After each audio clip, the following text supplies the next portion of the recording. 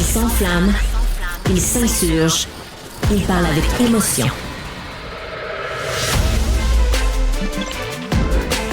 Francis Gosselin.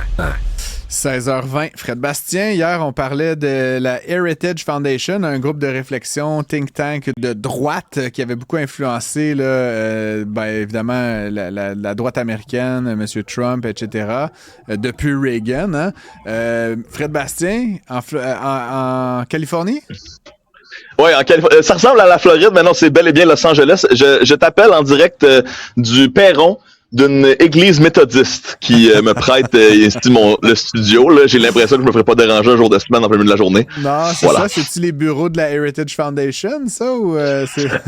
Imagine, hein? Puis c'est fascinant, tu l'as dit, on a parlé hier de ce think tank américain, cette espèce d'organisme là, qui aurait beaucoup d'impact sur les politiques libertariennes du Parti républicain. Puis les synchronicités sont incroyables parce que cette nuit, on a appris qu'ils se sont fait hacker. Sais-tu qui les a hackés, Francis? C'est quand même bon. Sors ton popcorn. C'est toi. Alors, ça serait incroyable. Hein? Non, je n'ai pas ces capacités techniques, mais j'aime bien aller voir ça sur Internet, ceux qui sont capables de le faire. Écoute, c'est une organisation de furry LGBT. Je sais pas si tu connais les furry, Francis, oui, c'est bel et bien. Ouais, les gens qui se déguisent en genre de chien, chat, loup, un peu sexualisé, là, c'est ça, ouais. Exact. Alors, si vous êtes un conservateur, ne pas s'attaquer aux plus extrémistes des furry LGBT parce qu'ils se vengeront en piratant vos données. Et c'est quand même pas rien, là. La Fondation Héritage, comme je dis, a un impact massif sur le Parti républicain. Et hier, c'est plus de 200 gigaoctets de données qui ont été coulées sur Internet à qui veut bien commencer à s'intéresser à ça. Puis là, déjà, on voit des experts en cybersécurité, on appelle des white hat hackers, là, c'est donc des hackers légaux, des hackers qui plongent dans ces données pour essayer de déchiffrer ce qui est intéressant et ce qui peut être dangereux peut-être dans les fameuses fuites. Puis je me suis vraiment intéressé à Jackie Sin, qui est une experte là, de l'infosécurité, qui fait du journalisme d'investigation, qui a travaillé pour Joe Biden. Mais elle s'est plongée dans les données qui ont coulé là, de cette fondation Héritage.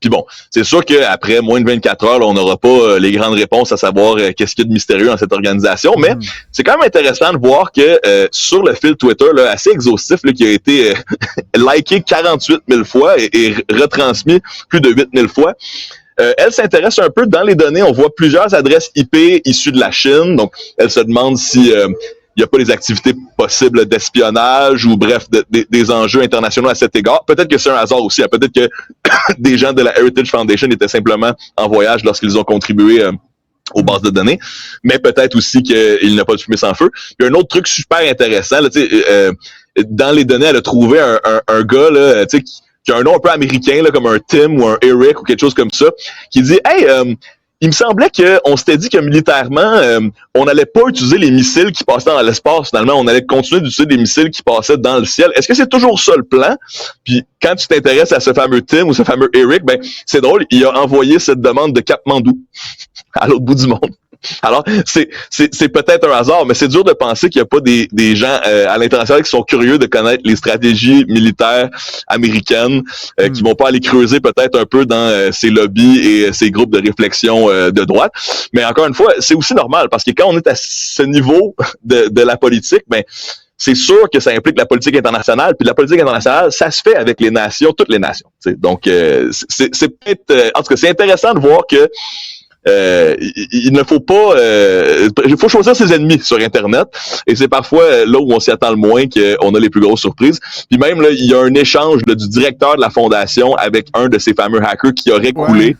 Et là, j'ai envie de dire que c'est allégué, là, mais le directeur de la fondation aurait menacé le hacker de le mettre en prison fédérale l'an prochain, ce qui fait un peu écho à ce qu'on racontait hier, là, qu'il avait peut-être l'intention d'utiliser certaines organes, certains morceaux de la démocratie américaine pour ses fins politiques, mais on a comme l'impression que c'est une annonce d'abus de pouvoir peut-être, ou simplement une manière de rétribution, parce que c'est vrai que ça peut être un crime de couler de l'information sur Internet. Oui, effectivement. Et j'aimerais un peu t'entendre sur cette affaire là, de gay furry hackers. Là. Je suis un peu, comment dire, mettons que moi, je me mettais, je devenais hacker là, dans mes temps libres, là, ce qui est, moi non plus, c'est pas dans mes compétences, mais peut-être que je pourrais poser comme un gay furry hacker, puis là, ça amènerait les gens à penser que je suis... un gay furry, là, ce que je ne suis pas quotidiennement. Mais, comment ils s'auto-déclarent de même? Y a-tu des photos? Mais non seulement... Il s'auto-déclare comme ça, mais aussi c'est un groupe, là, donc c'est plus difficile de faire une identité quand t'es un groupe que quand t'es une seule personne. Mais aussi, je vais vous dire un peu leur annonce de ce hack. Là. Ils disaient depuis les 7 derniers jours, on est très fiers d'avoir sorti une information à chaque jour. On a réussi là, à hacker l'OTAN, on a réussi à attaquer Israël. Donc ça vous donne un peu l'idée de l'orientation politique de ce groupe. Puis là, la grande nouvelle, ils ont réussi à hacker la fondation Héritage. Puis là, il y a un petit bonhomme sourire, un peu comme si c'était super cute. Puis là, entre parenthèses, holy moly! On sent l'espèce de coloré, le personnage peut-être derrière le hacker. Puis je pense aussi qu'il soit vraiment furie ou non, qu'il soit vraiment amateur de se déguiser en chien ou non, c'est sûr que ça ajoute à l'histoire là, de se faire raconter que des conservateurs très stricts se sont fait avoir par une gang de niaiseux qui s'habillent en chien.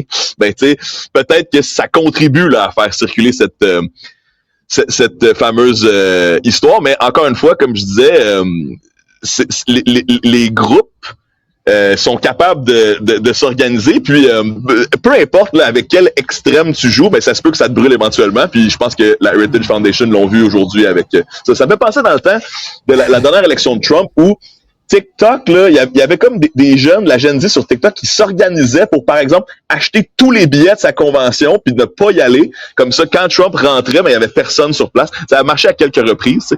Donc, c'est de voir que, dans le fond, l'activisme Internet, ça arrive plus vite qu'avant, dans le fond.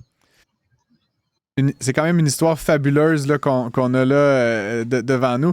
Est-ce que donc là tu dis il y a des gens qui vont interpréter les combien de terabits de données. J'imagine qu'au cours des prochains jours, on va avoir un peu des éléments là, un peu plus crunchy à discuter là, des stratégies justement qui sont mises de l'avant par la Heritage Foundation. Pour l'instant, on s'en tenait un peu à leur site web, mais ce qui se passe derrière les portes closes est probablement encore plus intéressant que ce qui réussit à se faufiler jusque sur le net.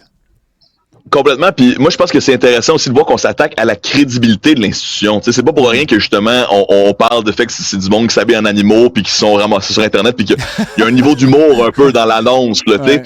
Je pense que plutôt que de directement, tu sais, justement mettre son chapeau d'aluminium puis de dire oh mon Dieu ils sont contrôlés par X puis Y puis dans le fond c'est juste une initiative.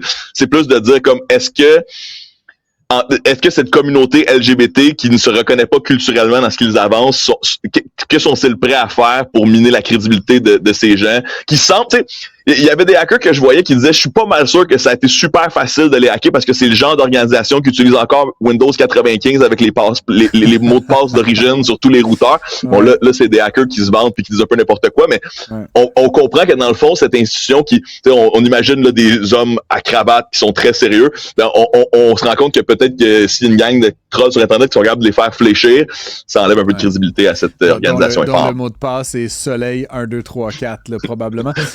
Fred Bastien, Trump 2024, Trump 2028, Trump 2032. Point d'exclamation. On s'était promis hier de parler d'extrême gauche. On n'a pas le temps de le faire, mais je te propose de garder ce sujet-là en tête. Il y a des fous aux deux extrémités du spectre. Mais bon, la nouvelle des gay free hackers était trop belle pour la laisser passer. Trop bon. Oui. Puis non, mais tu dis extrême gauche, c'est juste parce qu'il y a des groupes de réflexion des deux côtés. Là, je pense que l'extrême gauche, ça s'appelle le communisme. Là, je pense pas qu'on est rendu là aux États-Unis, loin de là, mais je vais vous en parler plus tard avec grand plaisir. Avec grand plaisir, Fred Bastien. Profite bien du soleil de la Californie. Fred Bastien, c'est toujours un plaisir. Puis on se revoit demain. C'est réciproque. Ciao.